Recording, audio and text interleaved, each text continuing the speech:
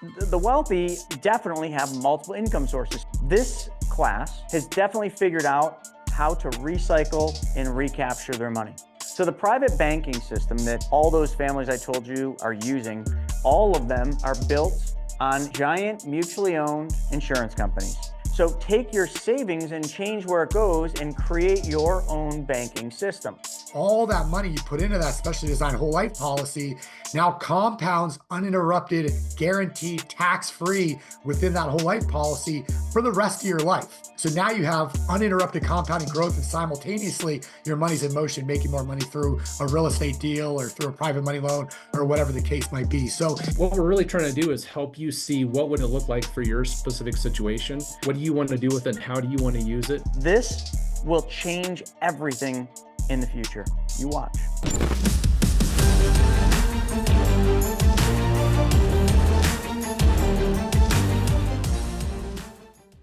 All right, welcome everybody. We got folks from all over the country. Actually, we even have some Northerners here with our Canadian friends. So this is quite an honor. This wealth webinar today is being done right after we just finished an epic 3-day money school essentials this past weekend.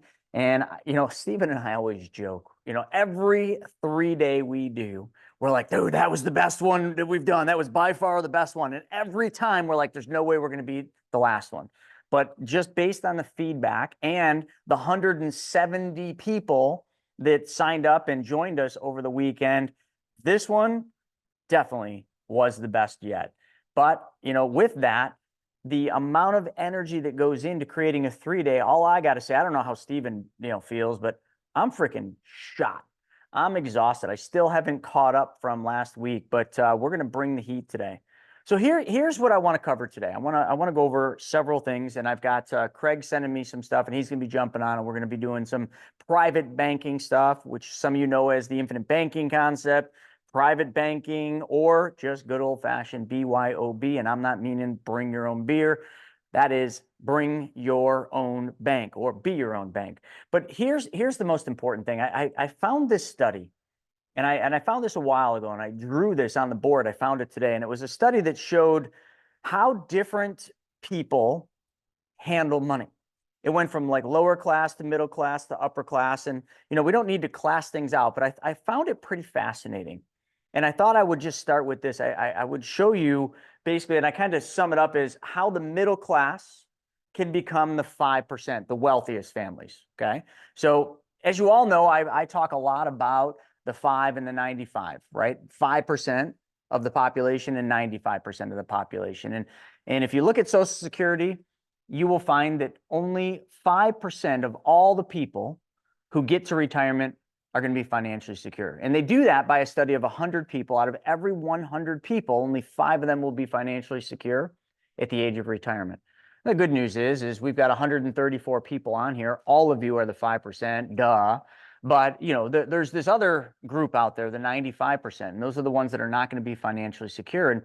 And I want to point out, and I want to show you in a second why it is that those 95% are not going to be financially secure. And it's probably not what you think. I mean, really, to sum it up in the simplest form, as Earl Nightingale would in The Strangest Secret in the World, if you have not listened to The Strangest Secret in the World, please write that down. Earl Nightingale's Strangest Secret in the World, one of the most transformational 31 minutes you will ever listen to. I think I'm on day number 70 of listening to and recording Earl Nightingale in my mind, and then I write it down. But you all should check it out. But here's what he says the difference between the 5 and the 95% are. He said the 5%, the reason that they are financially successful, the reason they're successful in life is because they create. And it goes on to say, if you've got competition in your life, competition in your business, just start creating and you won't have competition, because creation makes it so nobody can compete. We just had this long talk in our company about who our competition was. And I always like to say we don't have any. We have colleagues. We have Chris Kirkpatrick, we have Caleb Gilliams, we have a whole bunch of colleagues in this industry, all do the same thing we do. But we don't have competition because all we do is create. We're constantly creating. every single week on one of the many webinars we're always creating, always pushing.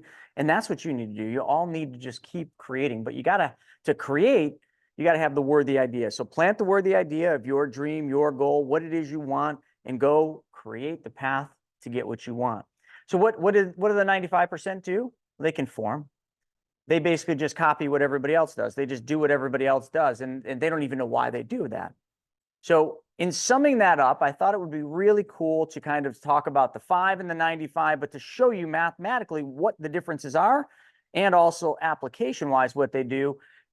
So how, if someone was middle class, which the majority of the country is middle class, nothing wrong with that. This country was built on the backs of the middle class. But, you know, as you all know, yeah, some powers that be definitely are trying to destroy the middle class. It's been going on for decades now. You know, they want to destroy the middle class. They want a lower class and an upper class. That's it. And that's how most societies are out there in the world. There's a lower class and an upper class. In the US, the middle class is hanging on, but they're hanging on because of real estate. Primarily, like if you look at the middle class, the number one asset that they own and have equity in is real estate. Hence why you saw all these big hedge funds like BlackRock, Blackstone, trying to buy up neighborhoods. Well, they're trying to control real estate, so the middle class actually has to rent from the upper class. Okay, important thing. But let's come over here. First off, let's define the different classes as they would, because the definitions, the way they do the definition is based on income. So lower class would be $40,000 or less. Okay. I don't know, you know, it's very difficult in today's world after hyperinflation and everything that's gone on since the pandemic to live at all at under $40,000. But people do it.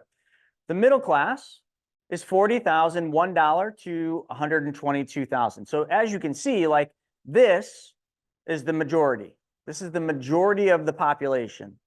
Upper class is $122,001 plus. And then the 5%, which would be part of the upper class, but just 5% of the population, 309,348. This number may have changed. So it varies by state, but that's about it. So figure 300 to 350,000 is the 5%, right? So if you're not the 5% now by income classification, let's get you there. Let's show you how to do it. Well, there are some very unique differences. And actually, if you don't mind, I'm just going to jump through and I'm going to start with lower class.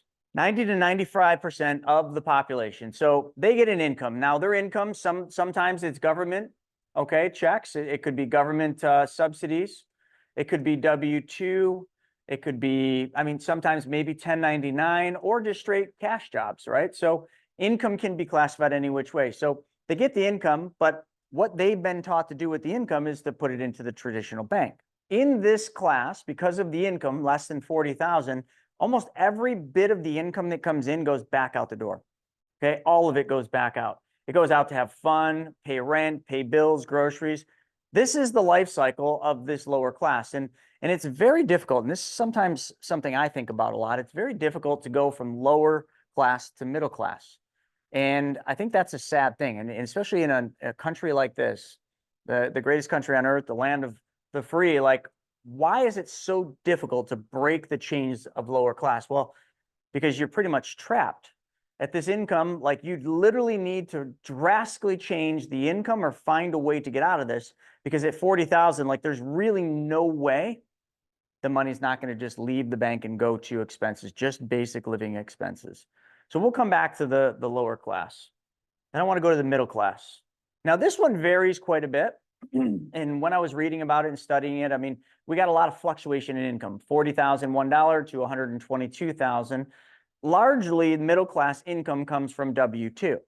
Okay, so usually working for someone else's company, or you get a W-2 paycheck. However, since the pandemic, this has changed a lot. The income that comes in from the middle class now, I don't think it's more, but now there is definitely 1099, because during the pandemic, when everything shut down, a lot of the middle class went out and found side hustles, chased their dream, had these great ideas, and started these companies, and those companies have thrived. I mean, the economy has really helped them because of $5.2 trillion of money printing. It's really given new business startups the chance to get off the ground. And boy, have they ever. There's tons of new businesses. I don't care if they're restaurants, grocery stores, retail stores, or just online businesses. Service businesses, like, I mean, I drive to work and I see people, you know, their dogs being walked in, and I know for a fact it's not the people that own the dog. So they got dog walking businesses, all sorts of different businesses. So you got 1099 income, and a lot of the middle class, and that's why I highlighted this, started their own businesses, which is obviously 1099 income. So we can kind of just draw it that way. But also the middle class, a lot of times outside of their W-2, outside of their 1099 income, a lot of middle class folks will get part-time work during busy seasons. Like, for example, one of the gentlemen that helps me with a lot of my videos, he actually does a lot of part-time work. So he's got his business, which he does, and I think he does pretty well with that. He doesn't have a W-2, but then he started doing a part-time thing just to make some extra side hustle cash, because he knew if he wanted to get ahead, he's got to do that. But there's another unique thing about the middle class is the middle class, for the most part, does put money into a traditional bank. Okay, that's the majority of where their money goes. But the middle class also, at this income, starts to think about something the lower class does not. Tax mitigation. They start looking at, how do I pay less in taxes? So because of this thought, because of the higher income and the consideration of taxes, where the lower class doesn't really think about taxes, they get their paycheck, the taxes are already out of it, and they just live. This class definitely cares about tax write-offs. So because they care about that, 401ks or qualified retirement plans or IRAs all play into this. So these are very, very popular vehicles within the middle class. So popular that I would say it's almost counterproductive, because a lot of the middle class puts so much money away for retirement that they don't have liquidity. They don't have cash to pay for, you know, a new opportunity that presents itself. They have to borrow that cash. So the middle class not only is, you know, the majority of the population out there, well, actually not the majority, the close to, but the main moving force of the economy, they are heavily focused on tax deductions, okay, which is 401ks and IRAs. And because of that, they don't have a lot of extra money if something happens or something comes up. Therefore, the middle class is the #1 class that borrows money from the bank. So they're putting money in the bank, but when they want to buy real estate, what they're doing is they're going out and they're borrowing a lot of money. And not only borrowing, they're using a lot of credit card debt as well. So the middle class borrows to buy assets to get ahead. Now, there's nothing wrong with that. Nothing at all wrong with that. But let me just interject. So if this is the picture of the middle class, how do we go from middle class to upper class? We can work harder, but with all these different things we're doing, we probably don't have a lot of time. So we got to work smarter. And one of the things that, you know, all of you know that we teach about being your own bank is, let's just try changing where the savings goes. Now, I know this is kind of a messy chart here, but we're going to bring it all home in a little bit. So take your savings and change where it goes and create your own banking system. Okay, BYOB. Now, this banking system, I had another slide I was going to pull up, but I'm just going to talk through it. Has some unique features that the regular traditional bank does not. So if you change one thing, and that's where your savings goes, what you can now do is you can now get a guaranteed interest rate on your savings for the rest of your life, locked in contractually. You can also receive dividends every single year, as long as they pay them. You can receive tax advantages, which I mentioned already. Taxes are a huge priority for the middle class. So we can get tax advantages like tax-free growth, tax-deferred growth. Like, we have some good tax advantages, but we also have the ability from this bucket of money from our own bank to then start using that to go out and buy assets. But if we use our own bank to buy assets and we no longer need to borrow from their bank, what we start doing is start getting ahead faster, because we start plugging holes in our boat. We start plugging holes in our financial system, and those holes are leakage, are interest you're giving to the bank for the loans that you take money out, interest you give to the credit cards, interest you give on the car loans, interest you give on the business loans, all the things that feed your ultimate goals. But if we slowly start funding our own banking system, use the money in our banking system to invest by taking money out and putting it into real estate, taking money out and creating private lending, taking money out and, hell, I don't know, some of you maybe want Bitcoin, some of you want gold, whatever you know, like, and understand, then you can do that. And once you add this component, there's nothing quick about this. I want to be very clear. This is not some fast transformation. This is probably a 5 to 10-year plan for your own banking system to really start chugging along and making a massive difference and start moving someone from a middle class to the upper class. Now, the upper class in the 5%, I'm just going to kind of wrap them into one because I want to bring this to a whole nother section before, but everything's different here. So the 5%, remember I said was 309,000 or more. Okay. So what do they do with their money? So if you study this particular class, if you study what the wealthy do, and we talk about this all the time, and remember, it goes 309 to billions. Now, the difference between someone making 309 and a billion is drastic, but it's really the same fundamental. And the fundamentals of this class is most of this class have multiple income streams because they have figured out how to work smarter. They have figured out how to start businesses, but build systems and teams to run those businesses so they can go and start additional businesses. Now, I'm not going to toot my horn, but I mean, I think I have now 20 or 21 different businesses, of which I don't run most of them. Most of them are set up for various reasons, either whether it's tax reasons, liability reasons, passive income reasons. You know, a lot of the entities that are set up are really just bookkeeping.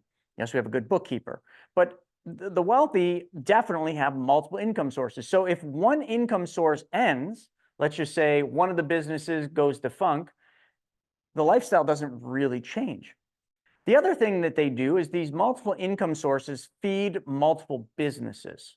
And these multiple businesses all create income, but they don't always need all the income. So even at 309,000, the average family, unless you're living in San Francisco or San Jose or maybe Portland or some really expensive areas to live, at 309,000, you're probably living a good life and you probably can save a good amount of money.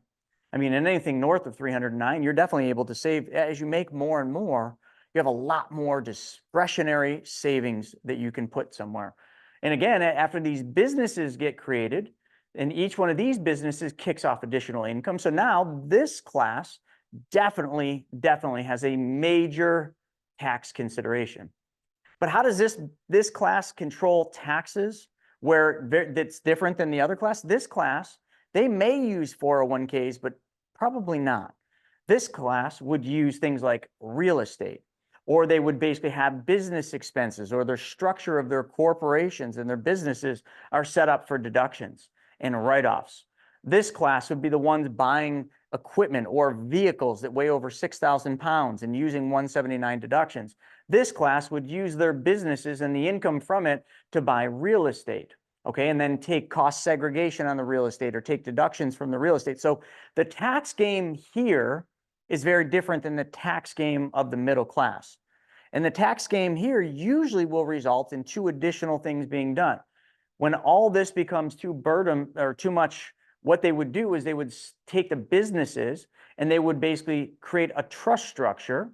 And a lot of times there's various trust structures. There's no right or wrong, way to do a trust structure, but that trust structure will usually feed foundations and charities, and they'll do a lot of charitable giving.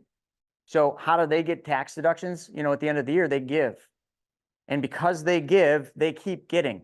We know that, right? If you give, you get. You give, you get. So this class gives a lot. Not saying the middle class doesn't, but this class gives the most, and they do it in a very systematized way through trusts, foundations, and various charities, of which usually the individual has control, investment control. So a lot of folks will give money to various charities to get a tax deduction, but that doesn't mean they control that. This group will basically create some type of 501c3 so that they do have control of the investments that they're making in the investments in the charity, but also in the donations. In other words, like they might have more in the foundation and they can basically donate that money to a cause, but have a big impact because they have control over how those dollars are used in that cause. So all this stuff feeds one other thing. This class almost always has some type of private banking system, okay? But this class also takes the income from their businesses, puts it through private banking systems, which are owned by the businesses. So most of these businesses would have these private banking systems set up for them. It's called COLI, company-owned life insurance. That's okay. So I'm just going to write that COLI. But they'd also have private banking systems, which are in their personal name, all of which these private banking systems are used to make alternative investments, real estate investments, all sorts of other investments. But there's one big difference. This class has definitely figured out how to recycle and recapture their money. Meaning every dollar that's made in their businesses has a channel, whether it's over here to the trust or over here to the private banking. From the private banking, that money is deployed to keep that money working. When it goes into real estate or alternative investments or whatever investments they do, whatever those investments earn, they take that money and they roll it back down to the private banking, or from their investments back up. So what that's doing is that's constantly feeding their banking system, which is no different than how a traditional bank works. All the money that the businesses make, all the multiple income streams flow through to a private banking system or to a trust and foundation structure. And then from here, they deploy it out and put it right back in. They don't leak any money. You follow? They're not leaking as much. Now, I'm not saying they're not using bank loans to do real estate, but it's not leveraged as much. So I just wanted to break this down. I know it's a lot of chicken scratch, but I think it's important to see this. And I think it's important to understand this, because now what we can do is we can just say, okay, where am I at? All of you could ask, where am I at? And where do I want to be? And what does that path look like? So let me just pause there and let's hit some of these questions. Stephen, what do we got for questions coming in? I haven't seen any questions coming in quite yet. I just saw a bunch of stuff.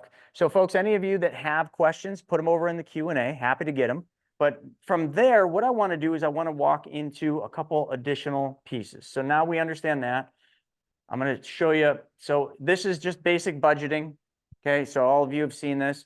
Income, expenses, and then all your debts. So I'm not going to really spend much time on budgeting today. But this is basically banking 101. You've seen this a million times.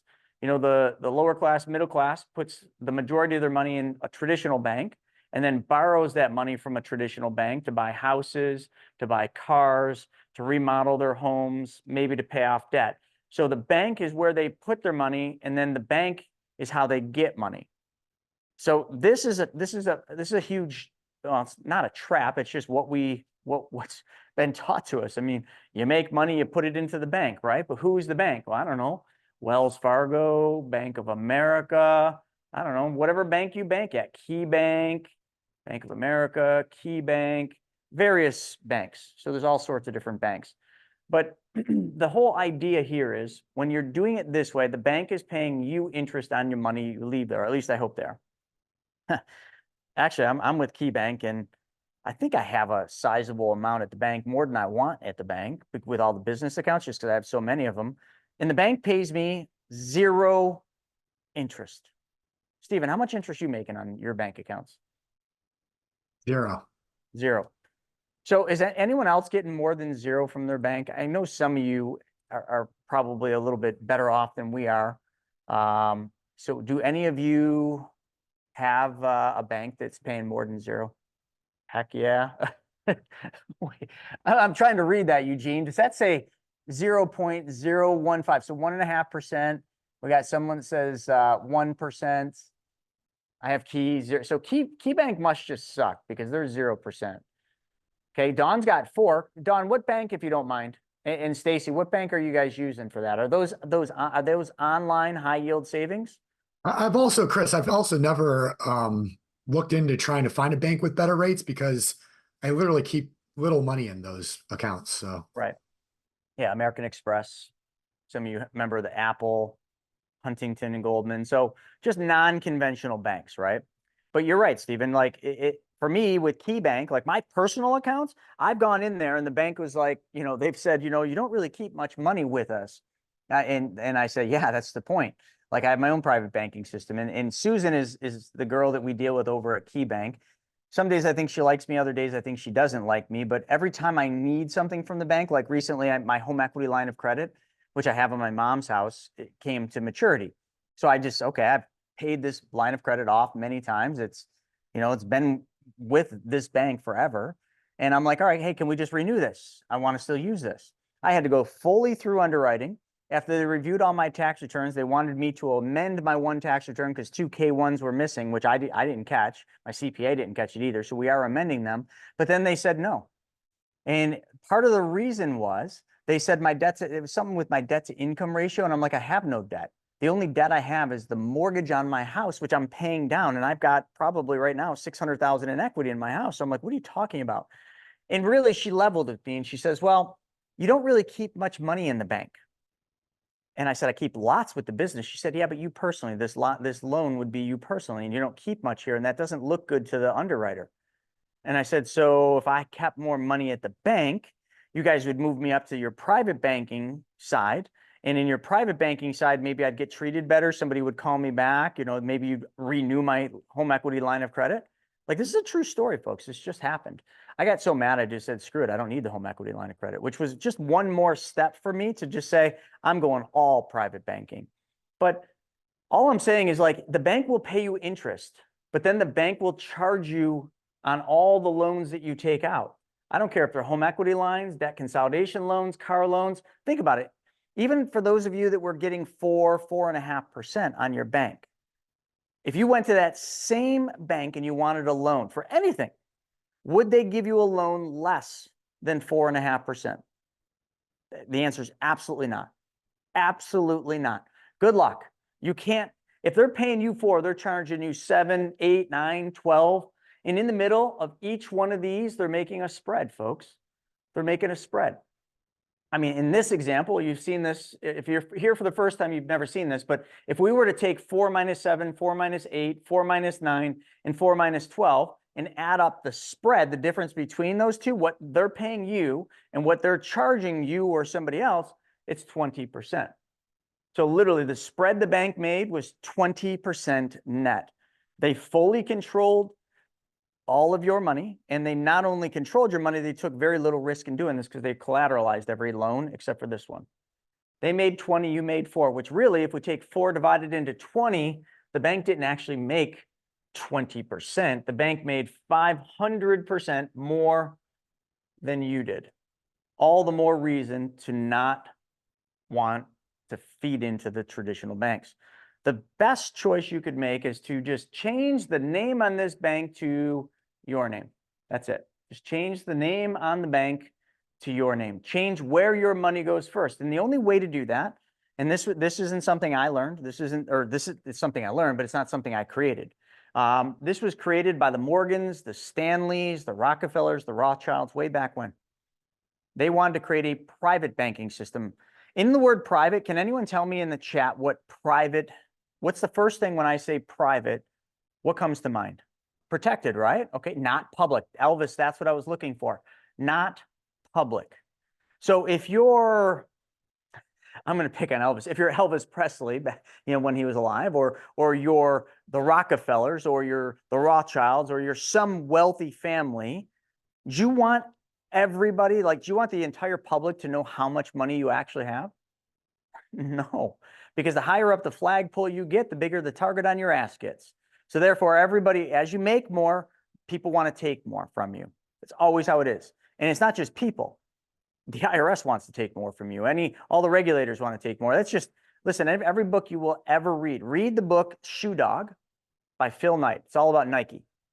And follow his entire journey from the creation of the company called Blue Ribbon, which then became Nike, all the way straight through to when he struggled every single day, wondering if they were going to be open the next day. But then when they hit, if I'm not mistaken, it was about $50 to $100 million in sales in Nike. The dams broke free. Everybody tried going after them. Everybody from customs to the IRS to everybody. Their old distributor their old manufacturer that they distributed for, Tiger, sued them. I mean, there's so many things that happened. It was just like, and Phil says it. He says that when you start making more, people are going to try to take more from you.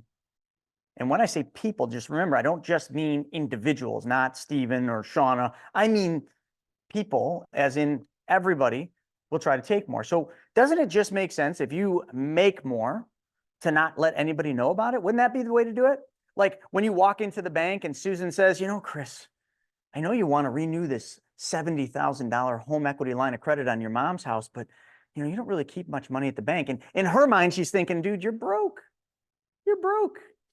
And my tax returns don't show that, but my prior tax returns did, like where I was able to, take write-offs on a lot of the companies. And Private Money Club, one of my companies, which is the dating site for money, it's a technology company. So since we started Private Money Club several years ago, I've been able to take massive losses on that company. And not trying to, but the technology companies, I mean, the first year was over 450,000. Like, that's a good tax write-off. I lost 450,000 in the company because we were building Private Money Club. And then we lost over 100 the next year. And that's because we were still building and paying for technology. So those write-offs for me were great. But when the bank looks at that, like, right, how many of you would love, like, if you made $1 million or more and you had a $400,000 write-off from a company, would that be a good or bad thing if that company was going to be worth $350 million? Would that be good or bad? That'd be great, right? Because you're building a company that's going to be worth hundreds of millions of dollars, and you know this. But to build it to be hundreds of millions of dollars, you gotta take it on the chin. You gotta take losses. But those losses are good for you because you're already making enough. So that's just a write-off. See what I'm saying? Remember, that's that 5% mentality. So when the bank looks at you, when the traditional bank looks at you, I don't care if you make millions of dollars. I'm not going to get transparent. I mean, hell, I'd probably share my tax returns with everybody and show, but I make a lot of money, but I have found all legal ways of finding ways to get tax deductions, finding ways to give a lot of money to my daughter's school, give a lot of money to cat shelters, give a lot of money to various charitable causes. And I've found ways to make it so that on the tax return at the end of the day, for what I make, I really don't make that much. The bottom line, the number the traditional bank's going to look at, they're like, dude, you gross a lot, but you're not really making that much, which I am, but they just don't know the whole story and they don't care about the whole story. And because of that, they don't want to approve a $70,000 home equity line of credit that I already had. This is the reality. All the more reason for all of you to take back control of your money. Like, these things are going to happen to you. Mark my words. When you start figuring out all that stuff I showed you on the sheet, when you start learning how to get tax deductions, when you start being your own bank, the things that are important to some of you today, in the future when you're making a lot more money, those aren't going to be important anymore because those are going to be easy, like car payments and mortgage payments and utilities and clothes and going out to eat and traveling. And the big thing you're going to want to have in the future is time. You're going to want to buy back your time. And as you climb this financial ladder, if you will, or whatever, and you get to different levels, you're going to start looking at things differently. You're going to want to become more private. Hence, you're going to want your name on the bank, and you're going to want your bank to be private. And you're going to want all the money in your private banking system to really only be known by your family. Hence, the Rockefeller family banking system. Hence, any of these wealthy families' family banking system. And when the public or some of the middle class or maybe even the lower class looks at that thing that's private banking or Rockefeller family banking, what do they think? They think the Rockefellers just own banks, which I'm sure they do, but they're not thinking that those private banking systems are not banks at all. As a matter of fact, your private bank works just like the traditional bank. Every aspect of your private bank works just like the traditional bank, with one difference.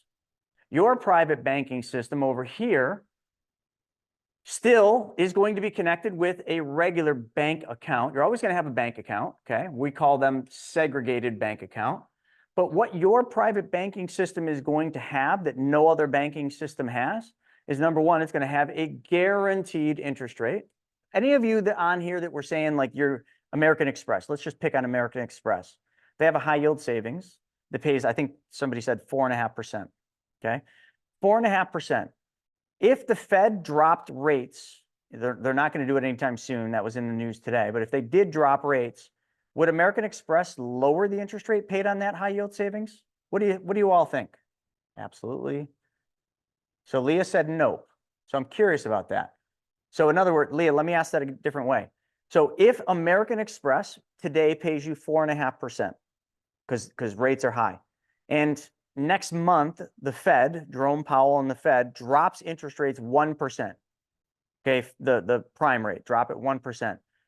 You don't think American Express would reduce that 4.5% to compensate for the reduction by the Fed?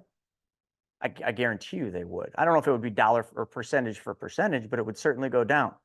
And if the Fed were to raise rates, there's a possibility you'd earn more. So everything's tied to the Fed, which means it's not in your control.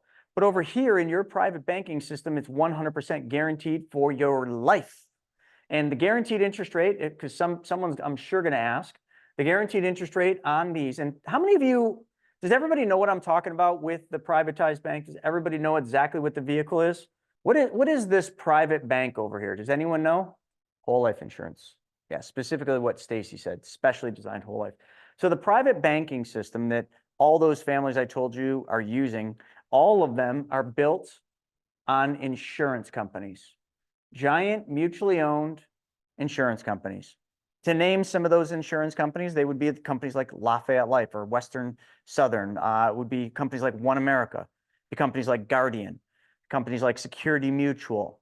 I'll throw New York Life in the mix. There's several of them, but you know those names as household names. And you know those insurance companies because they've been around for hundreds of years. And there's one important thing you should know. These insurance companies that I just mentioned that have been around hundreds of years, they have all maintained mutuality. They are all mutually owned, which is pretty impressive, which means they have never gone to Wall Street and said, hey, Wall Street, take us public. In the book, Shoe Dog, Phil Knight and his whole executive team fought and fought and fought going public because they knew that they would lose control. They would lose their culture, and they did. And Phil Knight says in his book, if he could go back and change anything, he would not have went public. He really didn't have much of a choice. But think about that, right? These insurance companies for hundreds of years have stayed mutual. Now, if they're mutual, what does that mean for you, me, and everybody else? The policy owners? Does anyone know what that means? If a company's mutually owned, what are the policy owners? Who can tell me in the chat? Who can tell me in the chat? If it's a mutually owned company, policy holders are owners. Yes, that's the word, Martin. Owners.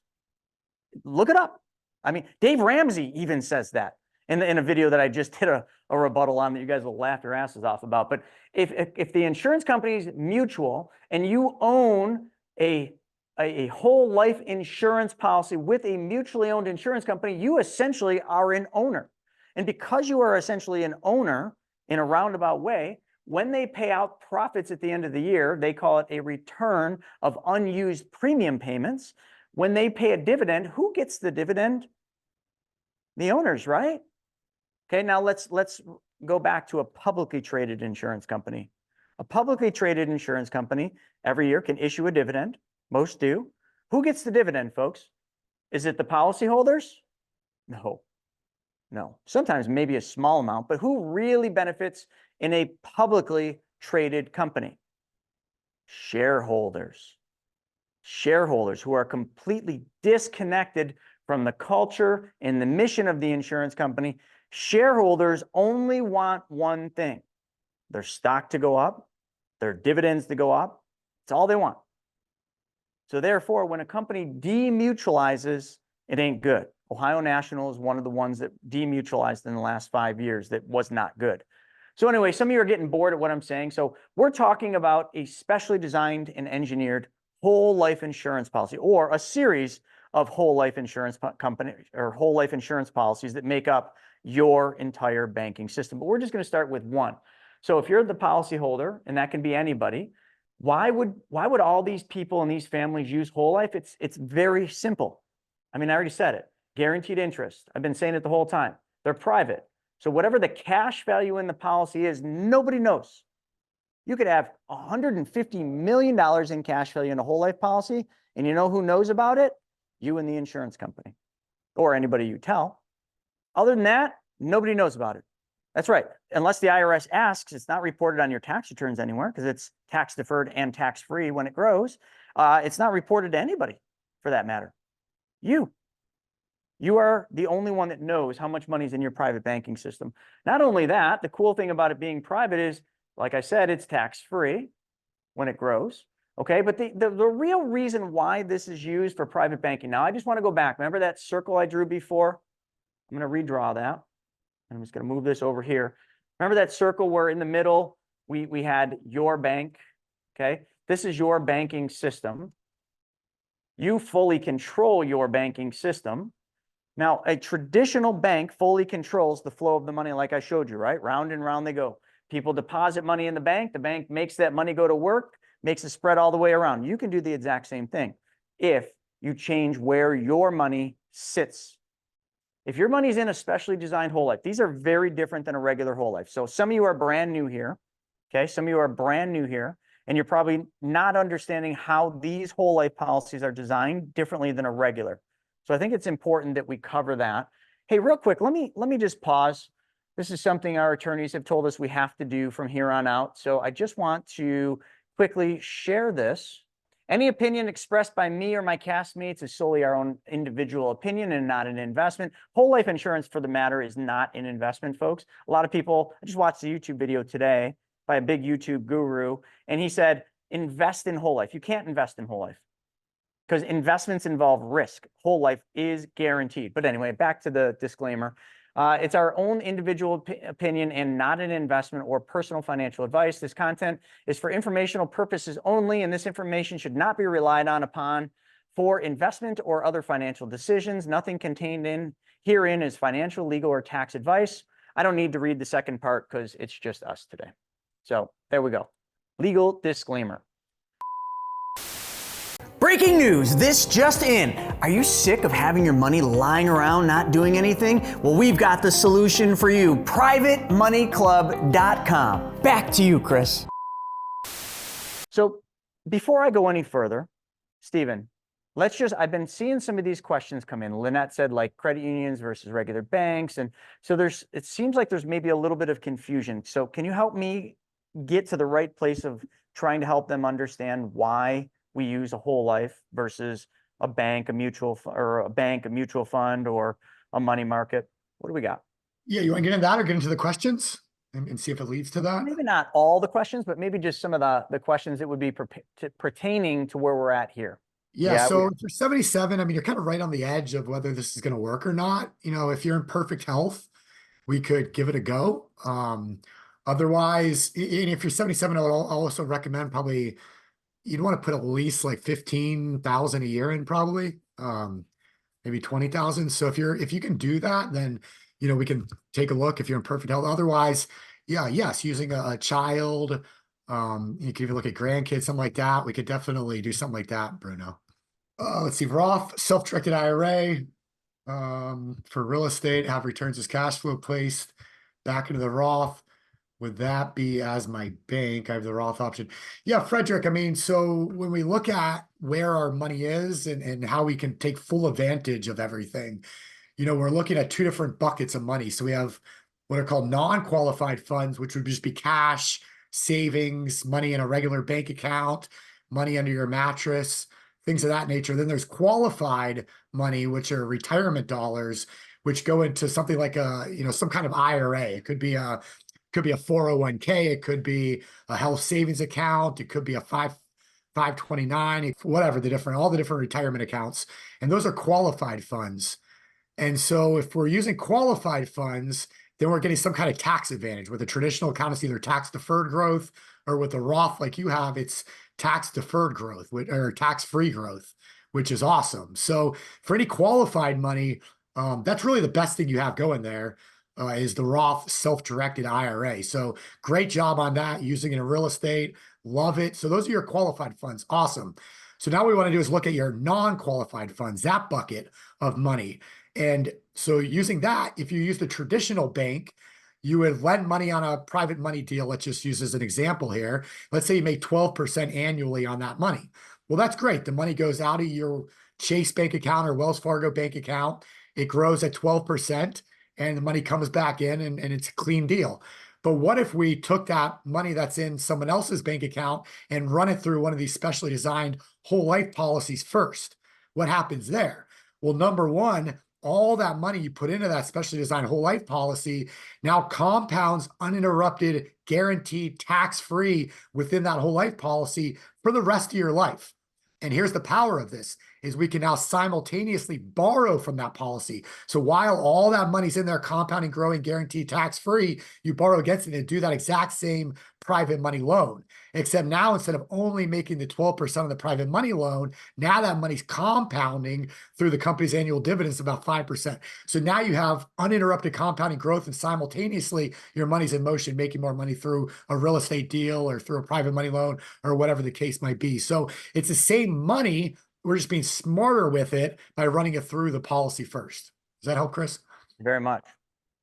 So Cool. here's a cool thing I want to do, and I'm going to bring Craig on because he's got some cool things that I want to show all of you. But I just based on some of these questions, I thought a really cool thing to do would be to show you. So there's this thing called the infinite banking concept, pioneered by the late R. Nelson Nash. He literally set the stage for everything that myself, Stephen, Craig, our entire company does.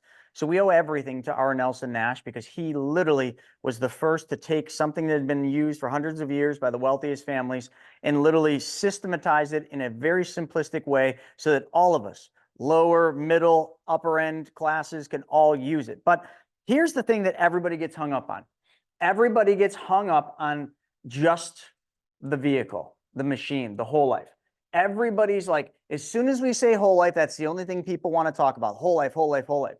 So here, let me explain something, and we're not going to use a whole life, okay? I want all of you in your mind, however you want.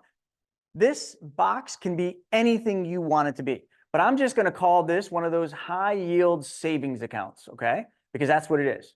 So we're going to call this a high yield savings with Amex. That's what I'm going to use here, 4.5%. I'm going to use this. Some of you, what I'd like you to do, you might be thinking, well, what can I use my 401k? Sure. Some of you might want to use a Roth. All I'm saying is whatever you want this to be, just add whatever your checking account, add whatever you want it to be, okay? This is irrelevant for the conversation we're going to have next. Fair enough? Okay, so no talk of whole life for a second, okay? I'm going to just talk about a checking account at Amex, because I'm just using what somebody else said, at Amex that pays 4.5%. Now, when you put money in a high yield savings, a checking account, or anything else, and an opportunity comes your way, what would you do? Well, you would want to deploy this money into the opportunity, right? If it paid a higher interest rate. So let's just say on Private Money Club, which is that website, that community, let's just say you found yourself a real estate deal that you can lend on that pays 15%. Would anyone be happy at 15%? I'm just picking a number out. So if you found a deal, you did all your own underwriting, or you hired a third-party underwriter to make sure that it was a right fit for you, and you wanted to invest or lend money on this deal in Private Money Club, 15%. What would have to happen? I'm kind of feeding you this, but what would have to happen if you got money? And here, let's just put the number to it. We're going to say 100,000. You got 100,000 in a high yield savings account at Amex, and you've got an opportunity over here on Private Money Club to earn 15%. What must happen in order to take advantage of this at 15%? What must happen? Okay, Gina, you'd have to take a withdrawal, right? So we would take a withdrawal of the money, and we would put the money over here. So if we put $100,000, we took $100,000 withdrawal from the bank, and we put it into this deal over here, we're happy, right? We went from making 4.5 to making 15%. Everybody would be happy with that, right? Now, if you took 100,000 out of Amex, so let's just say you took the withdrawal, how much is left in Amex earning 4.5%? Stupid question, 0, right? So if we start with 100 and we take 100 out, there is no money left in Amex. We all understand that to be true, correct? Because we put that money in something that's paying us a higher interest rate, 15%. Now, let me ask you this. The 15% interest that you earn on 100%, that's $15,000 a year that you're going to earn. If it's paid monthly, however you want to do this, but let's just where would that 15,000 go? Like for most of you, like if you took it out of Amex at 4.5 and you put it into this deal at 15, and that in a course of 12 months, that deal paid you 15,000, where would that 15,000 go? Paul said I'd spend it. Well, some of you would, but that would keep you, remember what I said, lower class, middle class. don't be the lower class. Back into the bank, Frederick, right? You would take this 15,000 and you'd roll it back into the bank.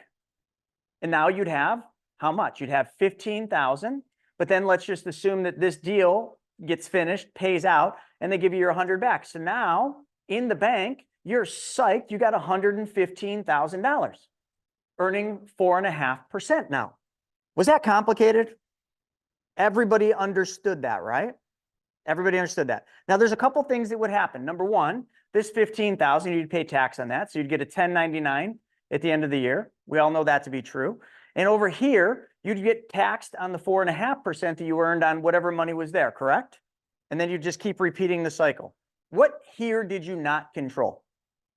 You controlled the flow, but what did you not control in this equation? This. Because when you took the money out, they stopped paying you interest.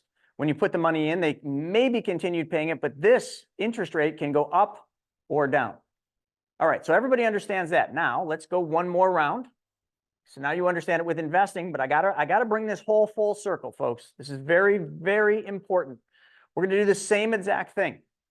But over here on this side, I'm just gonna draw a box because from here on out, this side doesn't have to be anything, just like over here could be anything. This side can be any opportunity. And one of the best opportunities is debts, because all of you that have credit cards or debts, you're paying too much interest on those debts. Credit cards. Let's just pick on credit cards. Let's say you had credit card debt.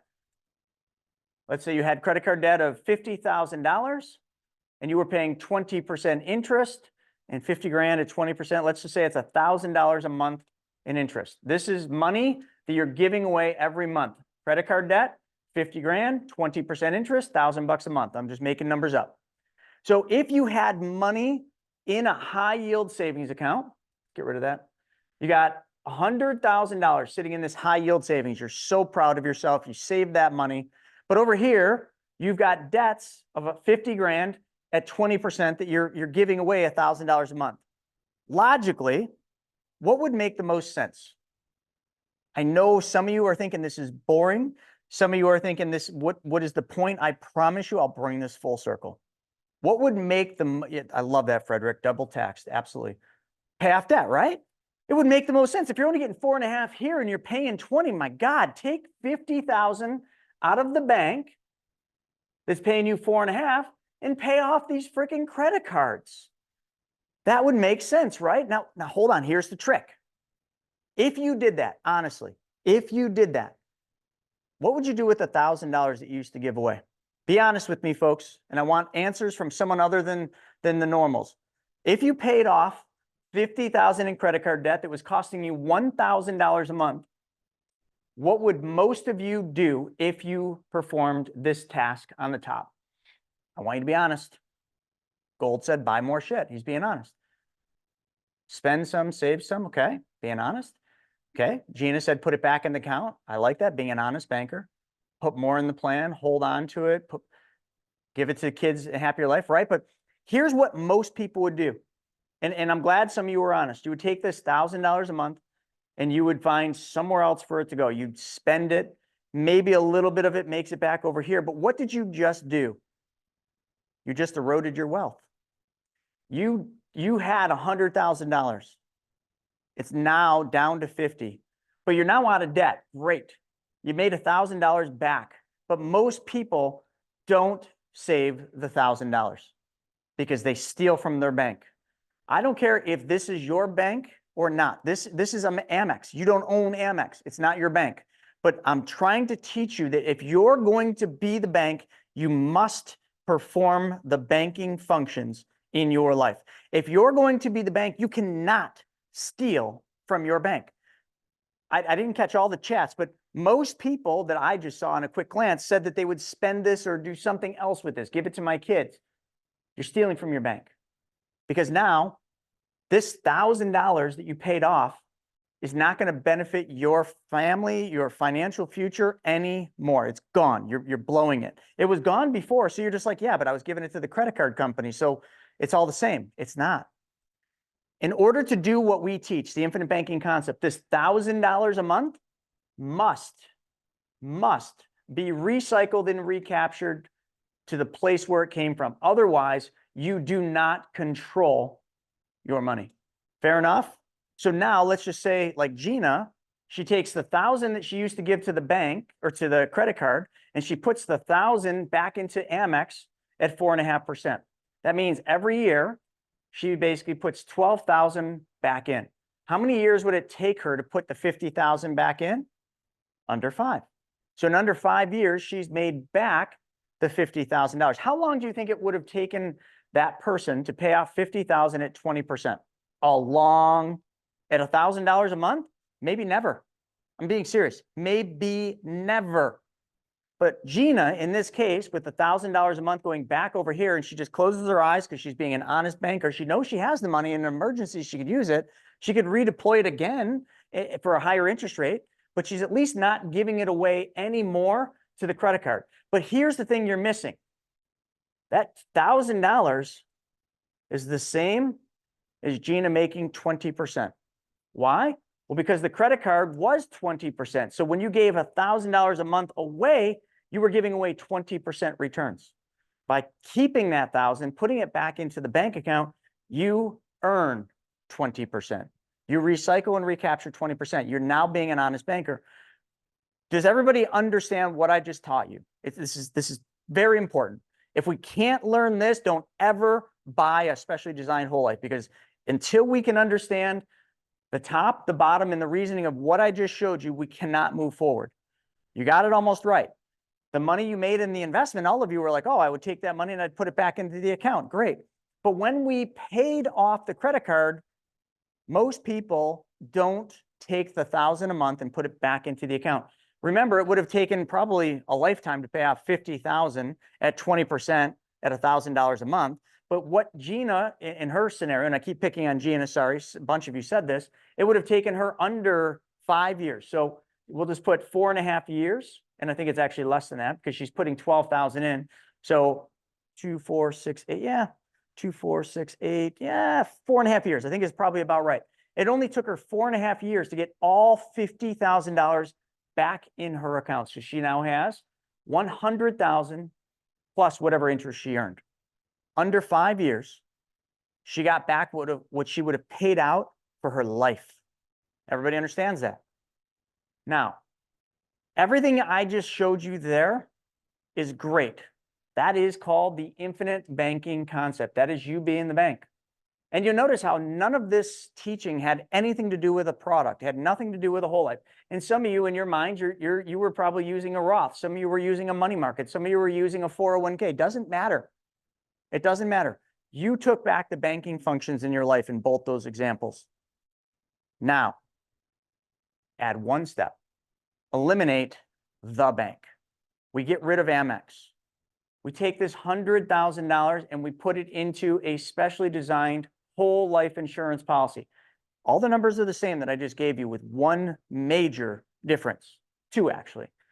This whole life policy, we'll use pick on one company's returns, 5.3 Lafayette, one of the companies we use a lot. We also use One America, which I think is maybe a little bit more than that, but the number's not really important. But does everybody understand that 5.3 is better than 4.5? Everybody's got that, right? I know some of you are really proud of your high yield savings accounts, and I am too. I'm proud that you're in one, because I'm getting nothing on my bank account. But isn't 5.3 better? And isn't 5.3 tax-free way better than 4.5? And isn't 5.3 better if 3.25% of it is guaranteed? Because Amex isn't guaranteed. Amex could go up or down and floats with the Fed, but this does not. This is a dividend and guaranteed interest, okay? But now here's the kicker. Pay attention, okay? Got 133 of you. This is very important. There's one major difference here now that we changed where our money went first. And now we are literally going to no longer take withdrawals from our bank, because we are truly going to act like a bank. We are going to become the bank, which means we are going to mimic the bank, which means we're going to do everything a bank does. When a bank issues money, it always issues money as a loan. Therefore, when your bank, yes, some of you are like, stop calling it a bank, it's a whole life. Listen, think as if it's your banking system. That's what we're creating. We're literally creating a banking system. I just use the word bank because you recognize it. It's a whole life. Damn right. It's a specially designed whole life. But this banking system is going to look just like a bank's banking system. So I want you to just own this. When we take a loan from the whole life, the insurance company charges interest. Stephen, where are interest rates today? Is it about 5 still? They've been fluctuating a little bit. I just took a loan yesterday and it was 5%. Okay. Ranges anywhere between like 5 and 6 right now. Yeah, So- I mean, 5 to 6, depending on the insurance company. And the ones that are charging 6 actually pay more in interest and dividends. So it's all relative. So you're earning 5.3. If you take a loan, you're paying 5. So gross, and this isn't really how the numbers shake, but I just want you to get thinking about this. You would be in the positive spread, right? You'd be making a positive spread on that. That's all I want you to understand. The bank made a spread. So if you're going to be the bank, I want you to make the spread like the bank did, right? But that's the first thing. But now everything's the same. We're going to just do all the same things. First thing, let's do that real estate deal. Private Money Club, make it all look the same here. So everything that, remember the real estate deal, 15%, wasn't 1,000, it was $15,000. Okay, everybody remembers that? 15 grand. Now, if we put 100 in the whole life, and let's say we took 100 out, you'd have to have more than 100 in the whole life to take 100 out. But you take 100 out, you invest or loan to this real estate deal on Private Money Club, it earns 15% and 15. How much money is in your account after you took a $100,000 loan out? How much money is in your account? That's right, John, 100,000. You remember when we did Amex? If we started with 100 and we took 100 out, there was 0 in the bank account earning 4.5%, 0, because you took a withdrawal. But now you're a bank. So now you're going to take loans from your banking system. And when you take the loan, yes, they charge interest. I don't want you to get hung up on this because it is very irrelevant. Craig in a second is going to show you how irrelevant this really is, but it is a number that we factor, okay? Mathematically, we will factor this out. But we took 100 grand out, but we still have 100 in the account earning interest and dividends. Isn't that cool? How many of you like that? I mean, be honest. And if you don't like that, say that's stupid.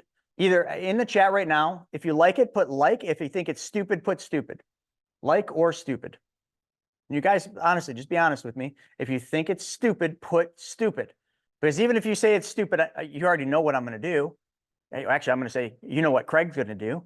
He's going to mathematically prove you completely wrong. And then you're going to feel stupid, but we're not going to call you stupid. You can call us stupid. But you all like it because you're earning interest and dividends on all of the money, even when you get to use all the money, right? Well, the reason you can do that and only do that in a whole life is because a whole life insurance policy has a death benefit. So if you put 100 grand into a whole life policy, you're going to have a death benefit. Let's just call it, I don't know, let's call it $1 million, just simple math, probably more. So you got $1 million death benefit. So when you take the 100,000 out, the insurance company subtracts 100,000 from your death benefit. Well, that makes sense, right? They got to pay it out anyway. Sometime when you die, they got to pay 100 grand out, or they got to pay $1 million out. So if you borrow 100 during your life, they just subtract it. So now if you died, the insurance company's risk dropped by the amount that they loaned you. And then the insurance company, the best part about it, a mutually owned insurance company, they're incredibly profitable. They look at this 5%, they're like, shit, yeah, man, I'm getting 5% of my money. How many of you would be psyched to make 5% on your money? Guaranteed. All of you would. Oh, you pretty much are. But the insurance company's looking at it the same freaking way. You're getting a guarantee. The insurance company's locking in a guaranteed 5%. You know how? Because you had 100 grand in your whole life.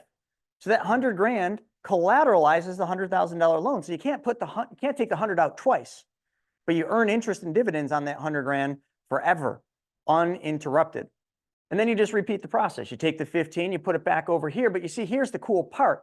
When we become the bank and we do what a bank does, and we do it like an honest banker, instead of taking the money and giving it to the grandkids, listen, we'll give the grandkids money, but we're going to do it the right way. We're not going to just take money from the opportunity zone and give it away or blow it. We're actually going to make money. And when we make more, we're going to spend more. That's just how it always works. So the 15,000, as it comes back over to the policy, the coolest thing is that 15,000 that you put back in subtracted from the loan, which means the 5% interest, the insurance company is happy that you're paying them. Now they're only getting paid on 85,000. So 5% of 85,000 is less than 5% of 100. And then the next year, if this loan went another year, you subtract another 15. So what you're doing is you're literally reducing the amount of the cost, but you're increasing the amount in your account. So one goes up, the other one goes down, all the while you are in 100% full control. Your money is 100% private. If you die, your legacy is taken care of, so your kids and your grandkids are all taken care of if you did this properly. And the whole while, you never, ever missed a beat on the money that you put into your bank, because your money never stops earning interest. I've been teaching it this way because so many people get freaking hung up on the whole life. The second you say the word, they're hung up on it. They're like, this is so bad. Whole life is terrible. Dave Ramsey and Susie Orman said it's terrible. So what if I just remove whole life and I show it just using your Amex, show it just using your Roth, show it just using your 401k? It changes the way your mind perceives it. And then I come back and I'm like, all right, well, let's just replace Amex with a whole life policy. And here's why. And all of a sudden people are like, oh yeah, that does make sense. So Craig is pretty much brilliant when it comes to spreadsheets. He's one of those guys that can do a spreadsheet on anything. You ever have a friend like that? You know, you're talking, you know, having a beer and you're just talking about some numbers and stuff. And Craig's like, I got a spreadsheet for that. Yep. I got a spreadsheet for that too. Oh yeah, no, I can show you that on a spreadsheet. Oh yeah, that's a great question, but I have a spreadsheet that shows that too. Well, Craig's that guy. But Craig has made tools that we now give to all of our clients. Every one of our clients get these tools that he created, and they get them in the beginning, not the end. So Craig, everything I just did there, completely just thought of that whole thing as I did it. But what could we show them mathematically that would basically help them see that I just showed, but then see that in a different way using your spreadsheets? Yeah, so the first thing I'd say is I even have a cup that says I have a spreadsheet for that. Oh my gosh. I did not know that. Somebody sent that to me and actually it's really cool. They have the logo on the back. Check that out, Chris. Oh, that is awesome. Yeah. Somebody sent you that? Yeah, got that. Yeah, so what we can go a couple different paths with this. One would be, we've got a tool that we'll kind of plug the numbers in. You know, Chris was sharing earlier about, you know, if you're doing an investment at 15%, running it through the policy, what does that look like over time? And there's some different strategies where are you paying the loan interest? Are you not paying the loan interest? Are you continuing reinvesting the dividends or reinvesting the gains? So we're working on some tools so we can help people see what would be the benefit of running your investments through the policy. So we already went through the disclaimer. Chris talked about, you know, the whole investment advice piece. So I'm not going to go over that, but I had that all queued up as well. We talked about how the money flows. So just a quick recap, if you've got a policy and you're taking out loans, you put it in your segregated account. You could then run that capital into a private money club deal. And Stephen, generally speaking on money club, we're seeing anywhere from 12, 15%, in some cases even higher than that right now on the money club deals. Yeah, that's what I see run through there. People are asking for, 12 to 15% seems pretty common right now. Yeah. So for our example, let's just say you're getting a 12 to 15% interest payment every month. So that would go back into your accumulated account. Now there's a couple of different paths you could take here. One, you could just reinvest if you had the path to where you could just keep reinvesting that, or it could go back and maybe some of it pays your policy loan interest. So there's some different ways of wiring this up, and I'm going to show you a couple of those. But are there any questions on how the money flows? I think Chris hit this, quite a bit during our discussions today. Yeah. And Brad, you're correct. My video has been figured out. I went on a mission to figure out why it was looking so crappy. How many people here have money in the stock market, whether you're doing 401ks, you have maybe index funds? How many people have money just in the stock market? Just kind of curious. Unfortunately, yes, I do. So a lot of people have money in the stock market. And one of the things, kind of goes along with the theme, we're having some fun with this. I have a spreadsheet for everything. I actually took all the S&P 500 returns from the beginning. So if we go all the way back to 1928, and then we go all the way down to, I think I've got it up to 2022. I put the returns in the market. So one of the things I like to look at is what is the rolling 30-year average? So from 1928, 30 years projected, what's the rolling average? So it's 5.68%, 5.69, 6. So it just kind of shows me those average returns over time. But one of the things I want to point out is you can look, I don't care what year or 10-year, 20-year periods, but there's going to be ups and downs, right? So we have positive 37, then we're down 11, we're down 28, we're down 47, we're down 15, then we're up 46. And there's a lot of things we could talk about with the drawdown effect of how long does it take you to actually make up those losses of 11%, 28%, 47%. But can we all agree that for all of us in the market, or if you have any money in the market, we just kind of weather these ups and downs. Sometimes you're okay with the negatives and the positives. It just kind of goes with the punches. So what I'm going to show you is there's going to be some negatives, potentially some negatives in the initial part of our investment strategy with using the policies. But anyway, I just wanted to kind of talk about this whole roller coaster ride that we all know of the stock market. So anyway, ups and downs, ups and downs. Yeah, and there's a lot of fun with this in terms of the analysis, and I know we've shared this on some of the previous 3 days. But what I'm going to walk you through right now is a tool that our team's been working on, and what we're trying to help people with is see what is the benefit of doing Private Money Club, running it through your policy, and it's called the gain projector. So everybody's policy, everybody's design will be different. So what I'm using here right now is just a policy design where somebody was putting in 70,000 of premium a year. They did a 30,000 dump. Sometimes that's flipped around, but this is just one example. Let me just share the policy design real quickly. So each year, they're going to be putting in, say, 70,000, but initially they put the 30 on top of the 70. So in year one, $101,000 goes in, and from there on out, it's 71,000 until they get to the point where the rocket boosters or paid up additions drop off. But the important thing I want to show you here is just what's going into the policy. And one of the measurements we look at is, when do I get to that point where I put $1 in the policy and I get $1 back? Well, in this particular policy, it's about year 3 where you put $1 in and you get $1 back. So if I'm putting in $71,000, the policy grew $71,795. So that means for every dollar I put in, I got my $1 back. So we hit an efficiency point here. And so I just wanted to kind of touch base on that. Sometimes this could be year 5. Sometimes this could be year 7. Sometimes it's year 2. It just all depends on how our team understands the problem you're trying to solve and how that policy is going to be built. So let's take a look at a few assumptions here. If we were to take the maximum policy loan every year, so we're going to put our money in every year, and then we're going to take a maximum loan. And let's just say you went over to Private Money Club and found some of those deals that Stephen was just sharing to say, we can get a 12 to 15% return. So I've got a 15% return calculated in here. So what we're going to do is take the maximum loan, which is $72,677.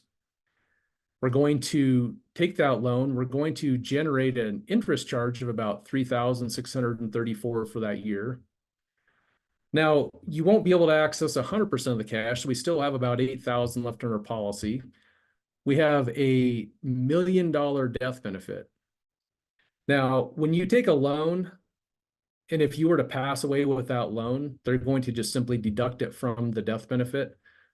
So at this point, you have $72,000 deployed in your investment, and you have a $959,000 death benefit. So the first question is, are you still whole if you were to pass away? Does your family still get at least this $1 million? Does anybody say that you're not still whole, even though you took a loan? Yes, you're still whole. So Martin got it. Because you still have this investment out there, that money is still yours, your family's. You still have $959,000 of death benefit. So you're still whole. So we haven't really lost any control, taken any money away from the family. Now let's look and see what's happening. And just so you know, each one of these columns that we have here, this is end of the year 1, end of year 2, end of year 3, and on and on. So what does it look like at the end of year 1? Well, we had 72,000 out working. The 15% return we were able to make $10,902. And so one of the things I like to look at is if you stopped, you weren't going to reinvest and continue this on, you now have at least $908 of cash flow that you've generated from this particular design. Okay. But what I really want to look at is at the end of the year, I've got 72,000 deployed. I made 10,000 in yearly investment gain. I'm now going to pay the loan interest. At a minimum, I'm just putting enough of the gain back into loan interest. So, and I still have $8,000 of remaining cash value and the death benefit. So what was our net return this year? Who's surprised to know that we're a little bit negative in year one? In some cases, we're not. It just depends. But here we had a little bit of a negative. And if we go look at year two, we have a little bit of a negative, and then we went positive. So here's the thing. We have some cost of insurance up front. Remember that efficiency point was at year three. That's really where we're going to get the ball rolling, and we're going to make bigger gains from time to time. So just kind of take a look at what happens at year four, year five, 13%, 24%, 35%, 46%. Let's get crazy and go all the way out to year 15, 237. These numbers blow me away. And so the way I always look at this is, are you willing to sacrifice a little bit of something now for a much bigger gain in the future? And Craig, I think that's a valid point, because all the people that poo-poo on the infinite banking concept or on the whole life, it's always because of that. It's always, oh, why would I put money in that to lose money, right? That's always what it is on TikTok and Instagram. Why would I put money in a whole life to lose money right in the beginning? Folks, like, listen, first things first, like, you lose money for the first 2 years because you're getting a death benefit. So you're not losing, you're just, your value is exchanging for a death benefit so that someday when you die, you're getting that out of the way in the beginning.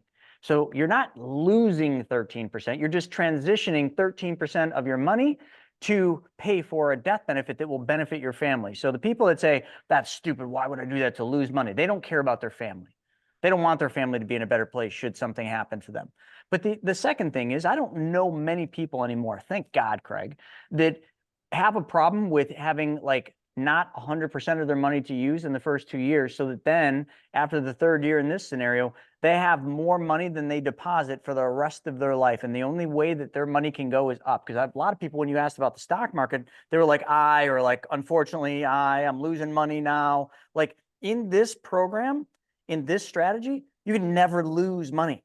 I mean, maybe in the first 2 years if you canceled the policy, but after that, like, you got a positive tailwind behind your money and your financial system for the rest of your life, and nothing can ever change that. That's the thing. Like, it's a trade-off. 2 years so that you make money guaranteed for the rest of your life. That's not even a trade-off to me, man. Like, that's the part I always struggle with. So, Chris, and maybe this is going to be serving also as a quick working session. I know we've been trying to catch up on some of the changes to the gain projector, and our schedules are just so busy. And Stephen, you, myself, our calendars are booked. But I've added some different. I'm not going to show all the behind the scenes curtain switches, but what I'm going to do is say, what if we didn't pay this interest and we just rolled it into the loan principal? Yeah, that happens sometimes, especially in real estate with flips. Things go bad. Yeah. What do you want to do? How does that impact the numbers? So I'm now going to turn that off. Isn't that kind of cool? It's like he's behind the curtain flipping switches. I'm just going to turn that off for a couple of years. So we're going to turn paying the interest, so that essentially, where's the interest going? The interest is getting added on to the loan principal. And Craig, so one of the things. So hold on real quick, folks, listen, this is very important. Every time I've had to talk to a financial advisor for a client, like where we're talking to a client about the infinite banking concept and the whole life policy, and then I got to present it to the advisor, this is where they always try to catch me. Yeah, but if the loan isn't paid back, the interest is going to keep compounding, and there's no way that's going to work. Like, this is always where a financial advisor will try to poo-poo on this because they can't anywhere else. So they're just like, well, if the loan interest isn't paid, and which we're not going to pay the loan interest because it's our money. They always say, because it's our money, we saved the money. Why would we pay the insurance company anything? This is where they always try to pull it. Now you've literally put a switch in to basically say every financial advisor, tell them they can F off. That's exactly what it's called. The advisor F off switch. I love it. So what we're going to show here is not what we're recommending you do, but I wanted to show you what would happen if you didn't pay the loan interest at all and just let it accumulate into the principal each year and keep growing. You're going to have more because you didn't pay any of the interest charge. You're going to have more in the investment. So look what it did to the numbers. It actually, we went from a -13 to -9, and we just now at year 3, we're at 7. So everything just got better. But what we want to do is look at this situation, go, is there any danger in not paying back the loan? In this case, on this particular policy, there really isn't. We continue to grow more than that loan cost and just let it accumulate.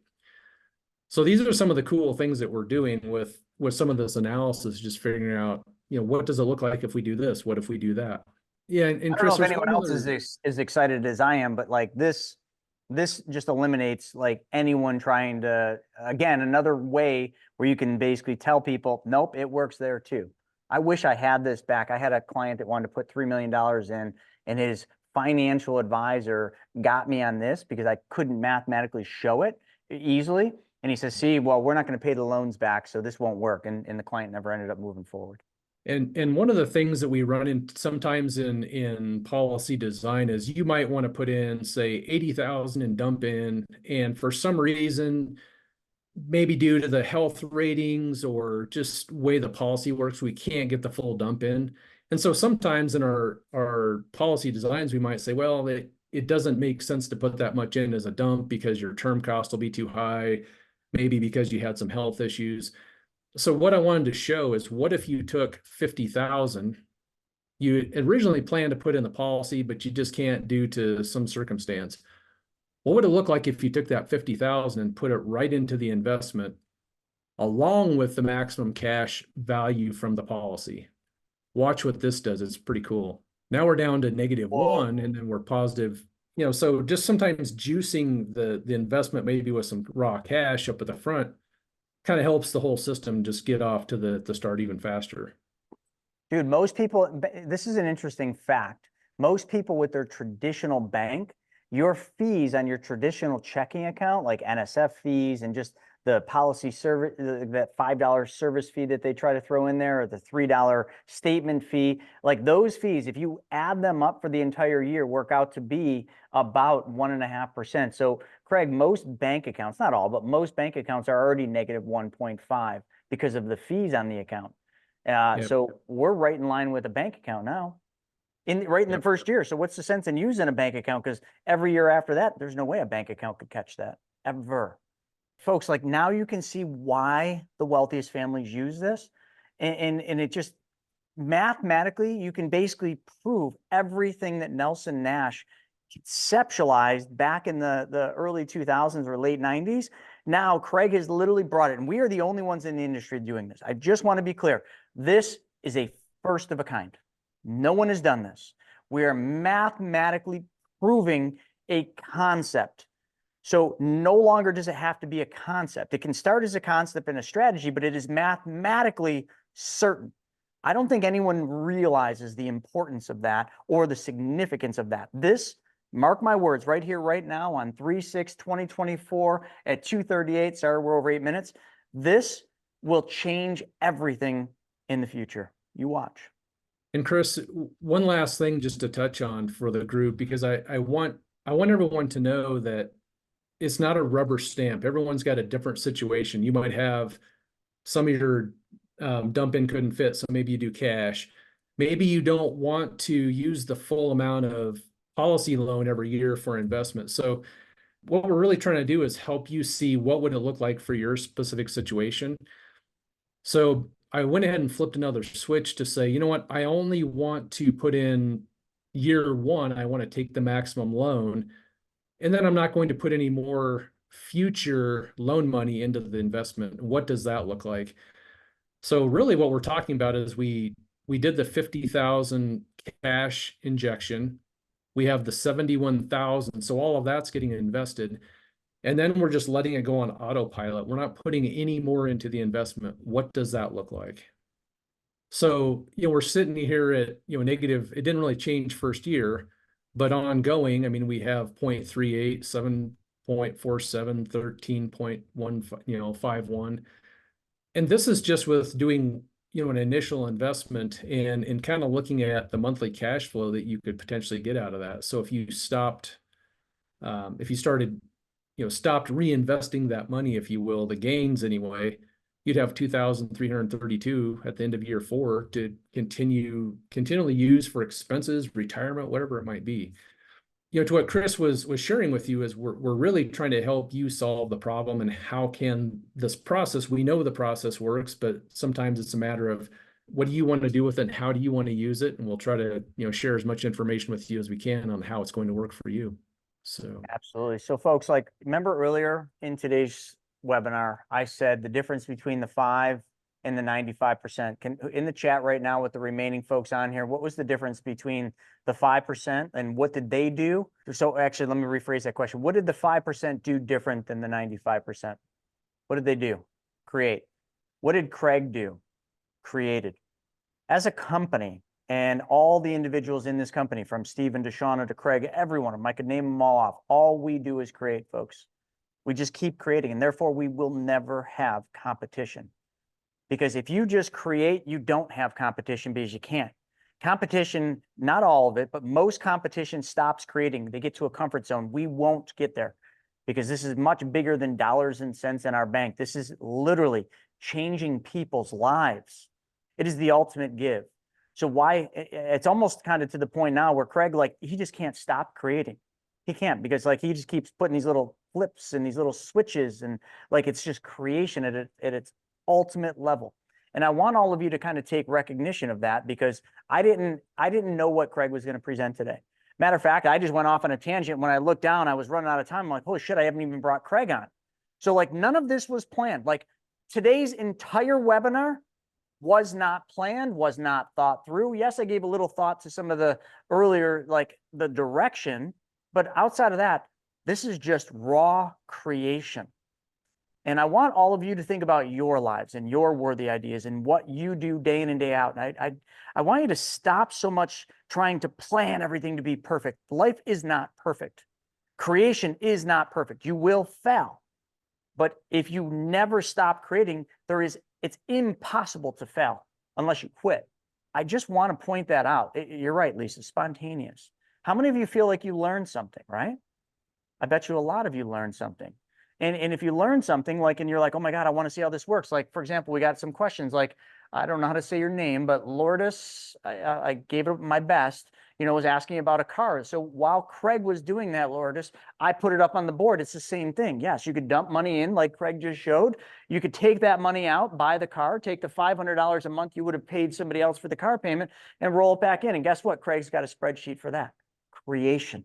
Stephen, what do you want to say? I know you've kind of just been banging away. I see all your responses, but how do we close this thing out? I know we're a little over. No, awesome stuff. I mean, I think you put the link over there. Just, if this makes sense to you and, you want to discuss with us, if will it work? What's that strategy look like?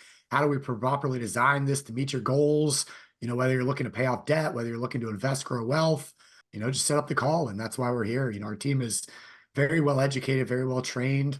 And I believe we're the best in the country at what we do. So get a call scheduled with us. Let's talk about it and get you rocking and rolling. And then those of you that like this and like these discussions and like learning about these kinds of opportunities and want to start deploying more capital and get more involved, come to Orlando, come to the Experience Mastermind, April 12th and 13th. Come out to Salt Lake City, Utah for Money Tank, April 26th and 27th, and come hang out with us. I mean, Zoom is great, but having dinner together, having drinks together, hanging out together, experiencing life together, meeting spouses, meeting significant others. I mean, that's what it's all about at the end of the day. So I invite all of you to come out and join us for the events, and I look forward to working with all of you.